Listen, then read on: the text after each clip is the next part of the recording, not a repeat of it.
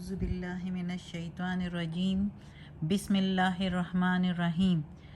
میری پیاری بہنوں، دوستوں اور محترم ماؤں، السلام علیکم۔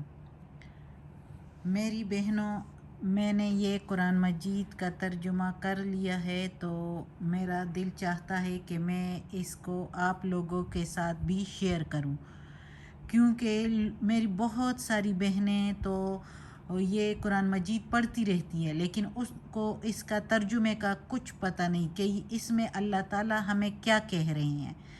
تو میری بہنوں، اللہ تعالیٰ نے یہ قرآن مجید ہمیں اس لیے بھیجا ہے کہ ہم اس کو پڑھیں اور اس پر عمل کریں۔ اس میں اللہ تعالیٰ نے ہمیں کیا کہا ہے؟ اللہ تعالیٰ نے اس میں ہمارے پوری زندگی کے متعلق، پوری زندگی کے مسائل کے مطابق کے حل کے لیے کے بارے میں بتایا ہوا ہے۔ تو ہمیں چاہیے کہ اس کا ترجمہ ضرور کریں۔ تو چونکہ بہت مسلمان بہنیں میری ایسی ہیں کہ وہ پڑھتی تو ہیں لیکن اس کو اس کے ترجمے کا کچھ پتہ نہیں، اور یہ بھی پتہ نہیں کہ اللہ تعالیٰ ہمیں اس قرآن مجید میں کیا کہہ رہے ہیں، اور وہ اس کی وجہ سے زندگی کے بہت مسائل میں جو اسلام کے بارے میں ہوتے ہیں اس سے ہٹ کے دوسرے مذاہب کی طرف چلی جاتی ہیں۔ اللہ معاف کرے، ہم سب کو ہدایت دیں اور ہمیں اللہ کے ان احکامات پر عمل کرنے کی توفیق دیں، اور اللہ تعالیٰ یہ قیامت کے دن بھی پوچھے گا، جب وہ اللہ تعالیٰ پوچھے گا اپنے احکامات کے بارے میں کہ آپ نے یہ احکام میرے کیوں نہیں پورے کی، میری فرما برداری کیوں نہیں کی، اور تو کوئی کہے گا کہ یا اللہ ہمیں علم نہیں تھا، ہم نے تو قرآن مجید عربی میں تھا اور ہم نے پڑھا ہی نہیں۔ تو اللہ تعالیٰ کہے گا بہانہ کچھ بھی نہیں، میں نے یہ قرآن بھیجا تھا، تم نے پڑھنا تھا، تم نے اس کے ترجمے کے بارے میں پڑھنا تھا۔ تو میری بہنوں، مجھے چونکہ میں نے قرآن مجید پڑھا ہے اور میں اس کا ترجمہ پڑھا ہے، اور احادیث میں نے سنا ہے کہ ایک آیت یا ایک حدیث آپ کو آ جائے، آپ نے سن لیں تو آپ پر یہ فرض ہو جاتا ہے کہ آپ وہ آگے کی اوروں کو بھی سنائیں۔ تو اس فریضے کے ماتحت میں کہتی ہوں کہ میں آج یہ شروع کر لوں اس کا ترجمہ اور آپ بہنوں کے ساتھ شیئر کر لوں۔ اب میں زیادہ ٹائم آپ لوگوں کا نہیں لوں گی، انشاءاللہ 15-20 منٹ روزانہ لوں گی، اور آپ یہ ترجمہ پڑھیں گے تو آپ لوگ میں تو کہتی ہوں انشاءاللہ آپ خوش ہو جائیں گے، کیونکہ میں آپ لوگوں کو ایک ایک لفظ کا ترجمہ ساتھ کراؤں گی اور پھر ترجمے کے ساتھ تفسیر بھی انشاءاللہ کراؤں گی، بتاؤں گی، تو آپ خوش ہو جائیں گے انشاءاللہ۔ آج ہم سورہ فاتحہ پڑھیں گے، چونکہ سورہ فاتحہ کو ام القرآن بھی کہتے ہیں، کہ قرآن کی ماں، کیونکہ اس میں سارے قرآن کا نچوڑ ہے۔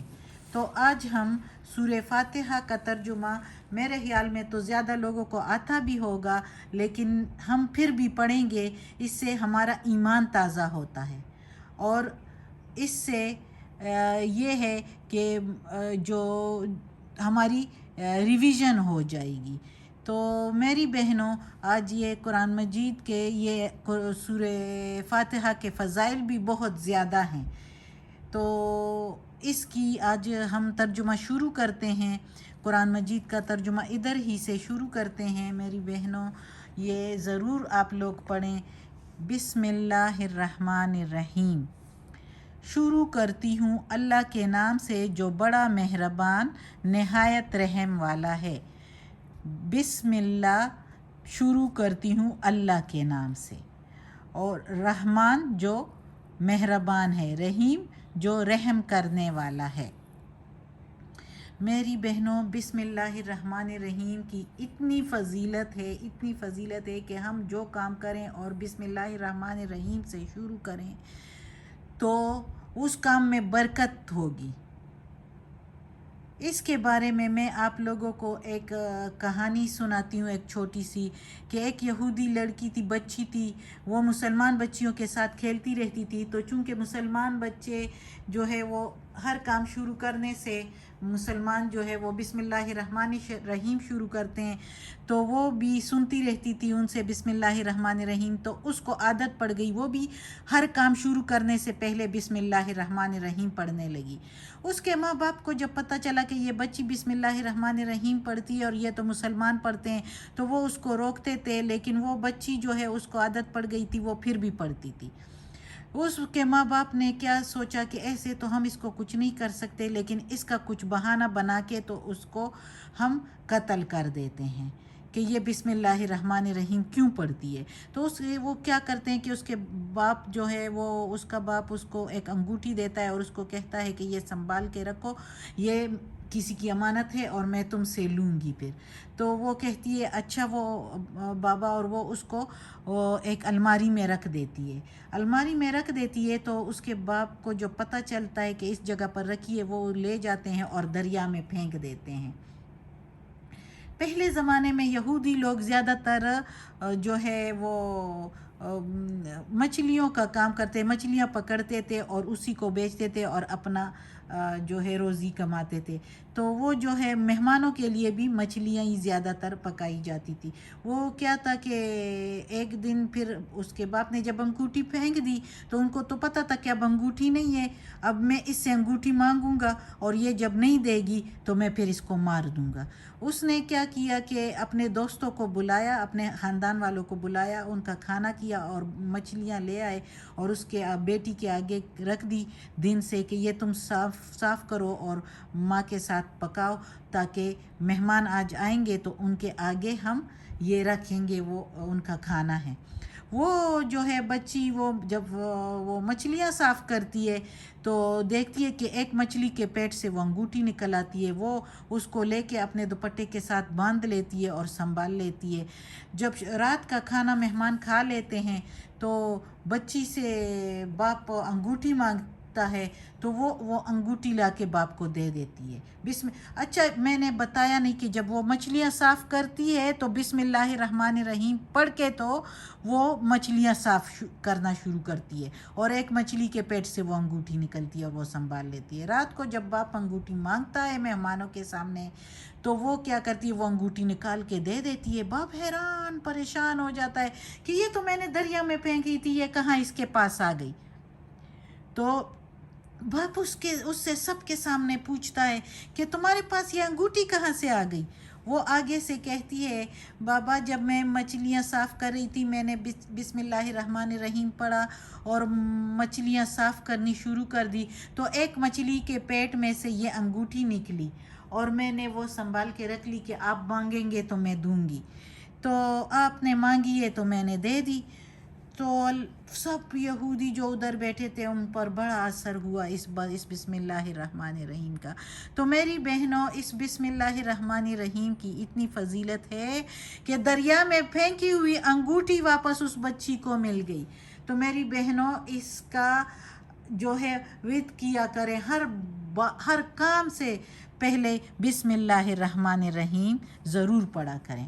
اب آگے پڑھتے ہیں الحمدللہ۔ الحمدللہ، الحمد مین مطلب تعریفیں، للہ اللہ کے لیے، لی کا مطلب کے لیے، لاہ اللہ کے لیے۔ الحمدللہ ساری تعریفیں اللہ کے لیے، رب العالمین جو رب ہے سارے جہانوں کا، اس جہان کا بھی اور آخرت کا بھی۔ ہم مسلمان ہیں تو ہم یقین رکھتے ہیں آخرت پر۔ جو آخرت پر یقین نہ رکھے تو وہ مسلمان نہیں ہوتا۔ اللہ نے یہ شرط رکھی ہے کہ مسلمان وہ ہے جو ایک اللہ پر یقین رکھتے، اللہ کی وحدانیت پر۔ اللہ پر تو یہودی، عیسائی، مشرکین سارے یقین رکھتے ہیں، لیکن وہ ساتھ شریک ٹھہراتے ہیں۔ تو میری بہنوں، جو اللہ کی وحدانیت پر یقین رکھے، اللہ کے رسول محمد صلی اللہ علیہ وسلم کو آخری نبی مانے اور آخرت پر یقین رکھے، اللہ کے فرشتوں پر یقین رکھے، تو وہ جو ہے وہ مسلمان ہوتا ہے اور کلمہ پڑھے اللہ کا سب سے پہلے۔ تو اللہ کہتا ہے کہ یہ ادھر ہے الحمدللہ، ساری تعریفیں اللہ کے لیے ہے، رب العالمین، جو رب ہے سارے جہانوں کا، اس جہان کا بھی اور اس جہان کا بھی، الرحمن الرحیم، جو کہ مہربان ہے اور رحیم ہے، اپنے بندوں پر مہربان ہے۔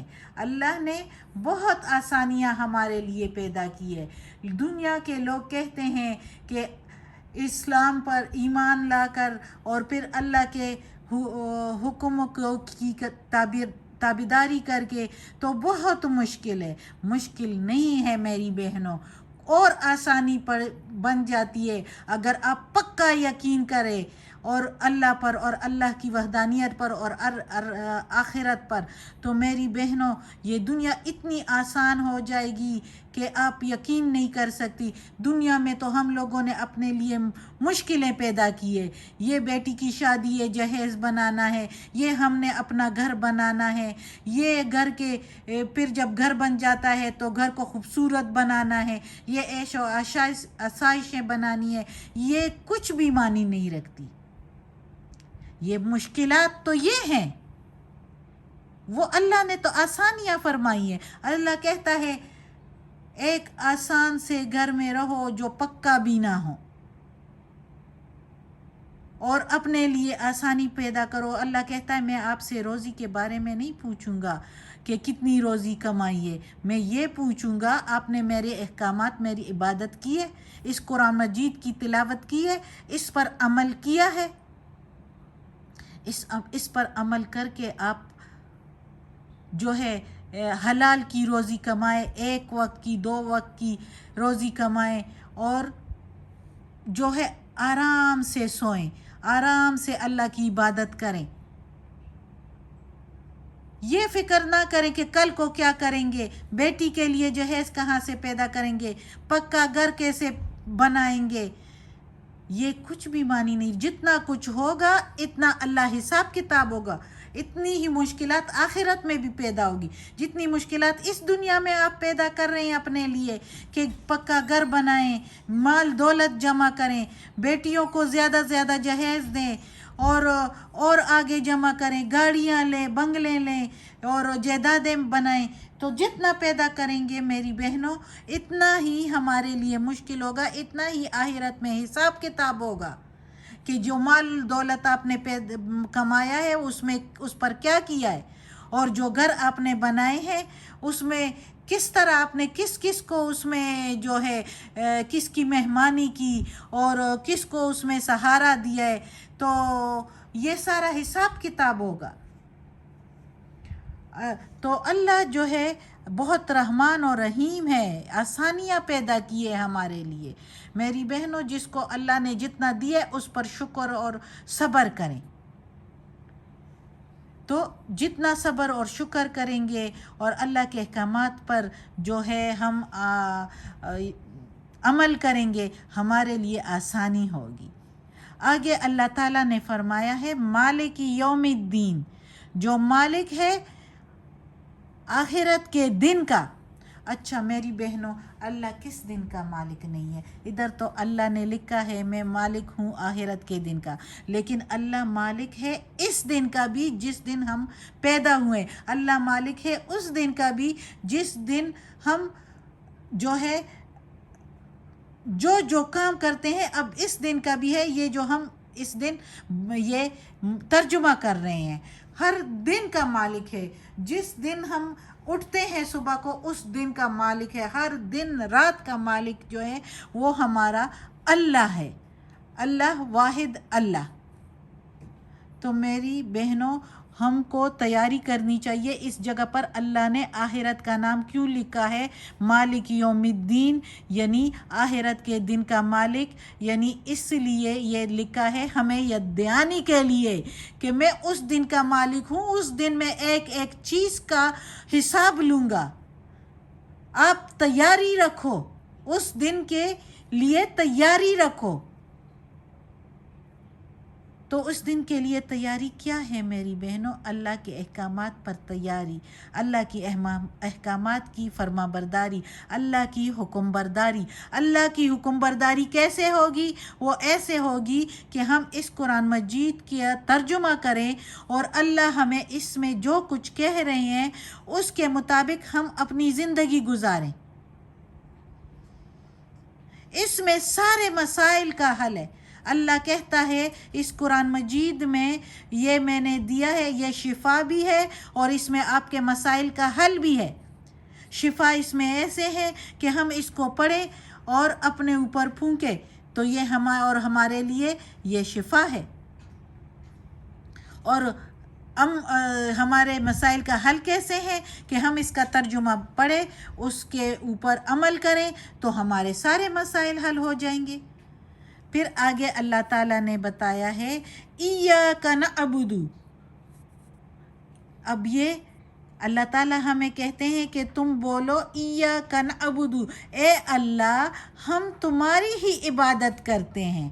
ایاک تمہاری ہی، ادھر اے اللہ نہیں ہے، لیکن مطلب اس کا یہی ہے کہ اے اللہ، ہم اپنے آپ سے ادھر بریکٹ میں بنا کے آپ لوگ ساتھ لکھ لیا کریں، ایاک تجھی سے، تیری ہی، نہ ہم، عبدو عبادت، اے اللہ ہم تیری ہی عبادت کرتے ہیں، وَإِيَّاكَ اور تجھی سے، ایاک تجھ ہی سے لفظی میننگ آتی ہے، لیکن ادھر ہم نعبدو تو تیری ہی عبادت کرتے ہیں، تجھ ہی کی عبادت کرتے ہیں، وَإِيَّاكَ اور تجھ ہی سے نستعین ہم مانگتے ہیں اور تجھی سے مدد مانگتے ہیں۔ تو اللہ تعالیٰ کہتا ہے کہ اے بندو میری ہی عبادت کرو اور مجھی سے مانگو، خود ہی قرآن مجید میں لکھا ہے۔ اب ایاک نعبد عبادت یعنی نہ بتوں کی عبادت کرو، نہ پیرو مریدوں کی عبادت کرو، نہ کسی اور سے، صرف مجھ سے مانگو۔ اللہ تعالیٰ کہتا ہے ڈائریکٹ مجھ سے مانگو، میں آپ کے شہرک سے بھی زیادہ قریب ہوں۔ جب شہرک سے بھی وہ قریب ہیں تو ہم کسی اور جگہ پر جا کے کیوں ڈھونڈتے پھریں؟ ہم اپنے اللہ سے ہی کیوں نہ مانگے؟ اور اللہ کہتا ہے کہ مجھی سے مانگو۔ اب دیکھو اللہ کہتا ہے مدد مجھ سے ہی مانگو۔ اللہ کے پیغمبر اور کتنے صالحین اور صادقین گزرے ہیں، سب اللہ ہی سے مانگتے ہیں، لیکن میں آپ لوگوں کو ایک اس جگہ پر اللہ ہی جو کہتا ہے کہ مجھی سے مدد مانگو، تو ایک واقعہ سناتی ہوں زکریا علیہ السلام کا۔ جب زکریا علیہ السلام کی شہادت ہوئی تھی تو وہ میں آپ کو تھوڑا سا بتاتی ہوں کہ زکریا علیہ السلام کے وقت میں جو ہے وہ زکریا علیہ السلام کا بیٹا یحییٰ علیہ السلام، جو کہ ان کے بڑھاپے میں اللہ تعالیٰ نے ان کو عطا فرمایا تھا، جو کہ زکریا علیہ السلام اس پر حیران بھی تھے کہ اس عمر میں میری کیسے اولاد ہوگی، لیکن اللہ تعالیٰ نے فرشتوں نے کہا کہ جب اللہ کہتا ہے کن تو ہو جاتا ہے، وہ فیکن یعنی بس وہ ہو جاتا ہے۔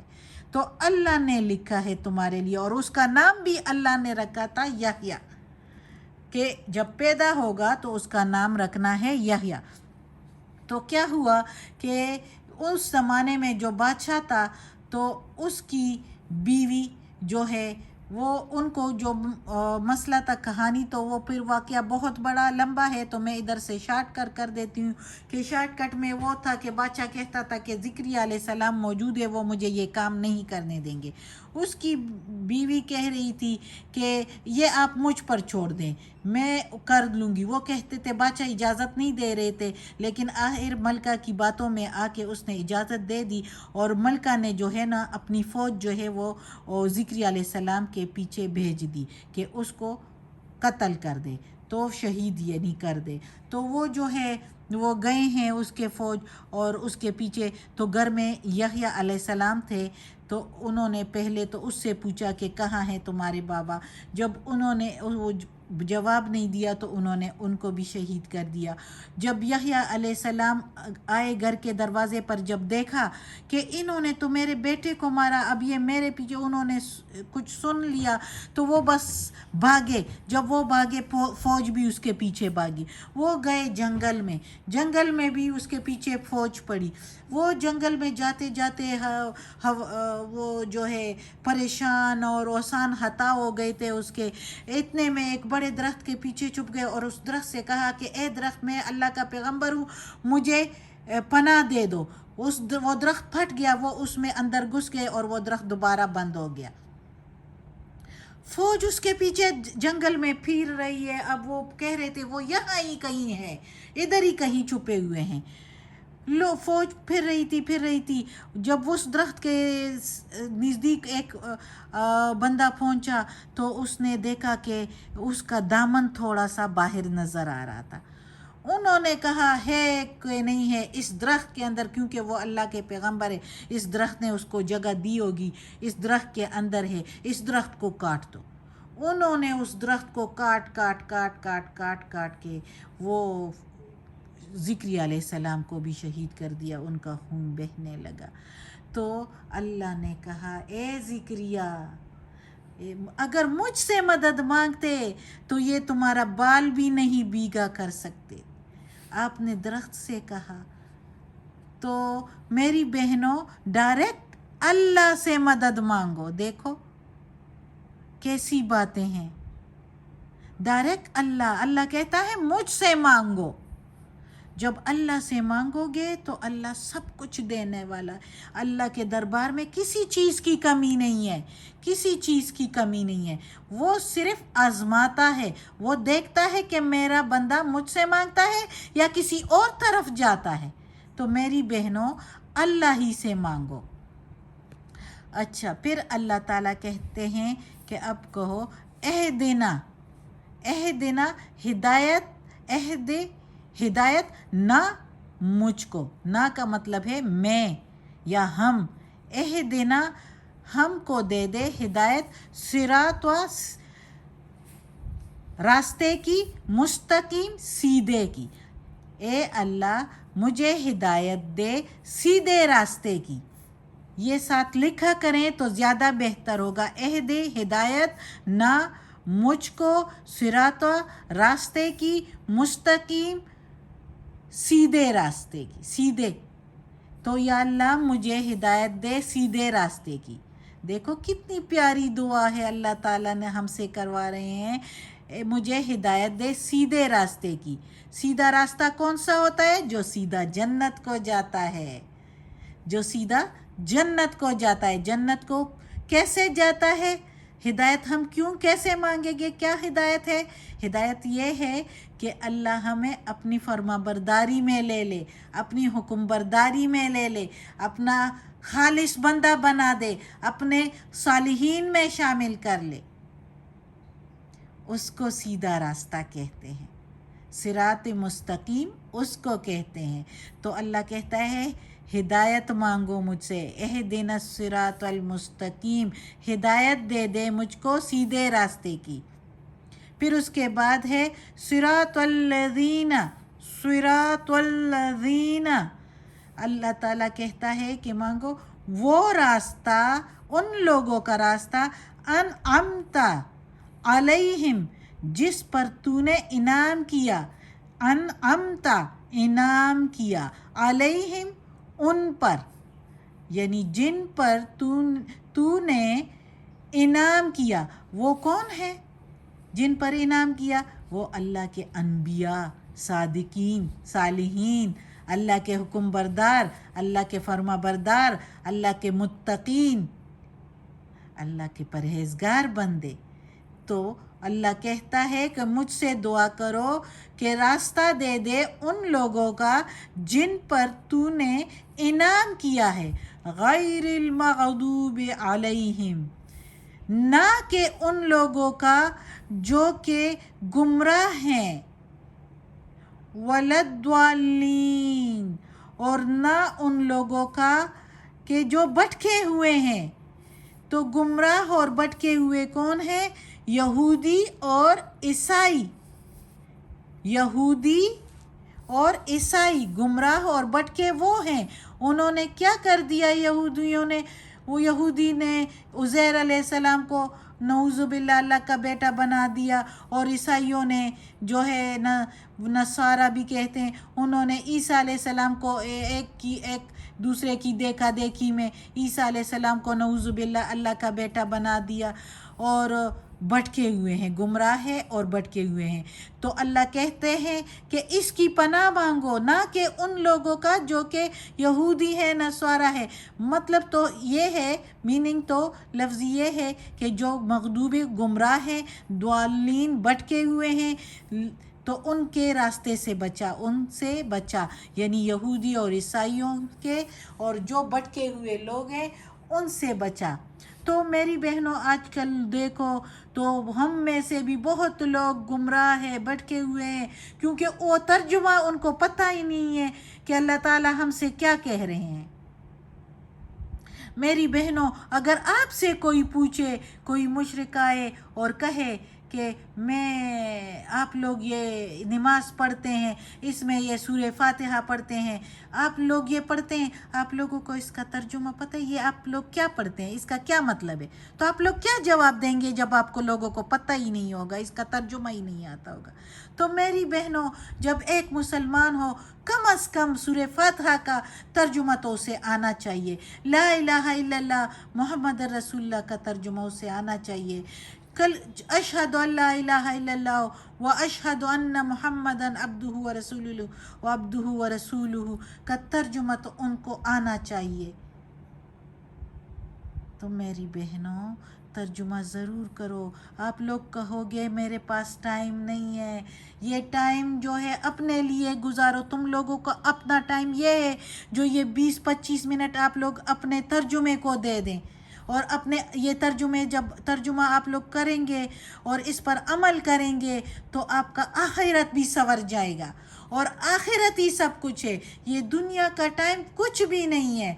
آخرت کے دن جب اللہ تعالیٰ پوچھے گا، اور ادھر کے جو نیک لوگ ہوں گے آگے پیچھے جب پوچھیں گے کہ تم لوگوں نے دنیا میں کتنا ٹائم گزارا، تو پتہ ہے وہ کیا کہیں گے؟ کوئی کہے گا کہ آدھا دن، کوئی کہے گا کہ 2 گھنٹے 3 گھنٹے، کوئی کہے گا کہ 1 دن ہی گزارا ہے. وہ دن اتنے بڑے ہوں گے، آخرت کا دن اتنا بڑا ہوگا کہ یہ دن کچھ بھی نہیں ہے، یہ پوری زندگی اس کے بارے میں کچھ نہیں، اس کے مطابق کچھ بھی نہیں ہے، اس کی نسبت کچھ بھی نہیں ہے. وہ اتنے مشکل دن اور اتنے بڑے دن کے لیے ہم تیاری نہیں کریں گے تو پھر ادھر کیا کریں گے؟ یہ زندگی تو کچھ بھی نہیں ہے، یہ تو فانی زندگی ہے. میری بہنوں آخرت کا کچھ خیال کرو. صرف یہ 20-25 منٹ دے دو. آج ذرا زیادہ ٹائم ہو گیا کہ میں نے یہ زیادہ سورہ فاتحہ، چونکہ مجھے لگتا ہے کہ زیادہ لوگوں کو اس کا ترجمہ پتہ ہوگا، اسی لیے میں نے یہ اس طرح پڑھا دیا پورا. آئندہ میں صرف 2-3 آیتیں پڑھایا کروں گی، زیادہ نہیں پڑھاؤں گی، کہ آپ لوگ ضرور پڑھیں. میری بہنوں میرا مقصد یہی ہے کہ بس آپ لوگ اس کا ترجمہ کسی طریقے سے کریں. ترجمہ ضروری ہے، بہت ضروری ہے میری بہنوں، آپ لوگوں کے لیے بہت ضروری ہے کہ یہ مقصد ہمارا پورا ہو جائے. آمین ثم آمین. دعا کریں میری بہنوں کہ ہم سب کو اللہ اپنے نیک راستے پر چلائے، اپنے سیدھے راستے پر چلائے، اس راستے پر چلائے جو اللہ کو پسند ہے، اس راستے سے بچائے جو راستہ اللہ کا ناپسندیدہ ہے. اللہ ہمیں شیطان مردود سے بچائے، اللہ اپنے سیدھے راستے پر چلائے، اپنے اولاد بہن بھائیوں سمیت ساری امت سمیت ہمیں نیکی کی ہدایت دے، اپنے سیدھے راستے پر چلائے. آمین ثم آمین.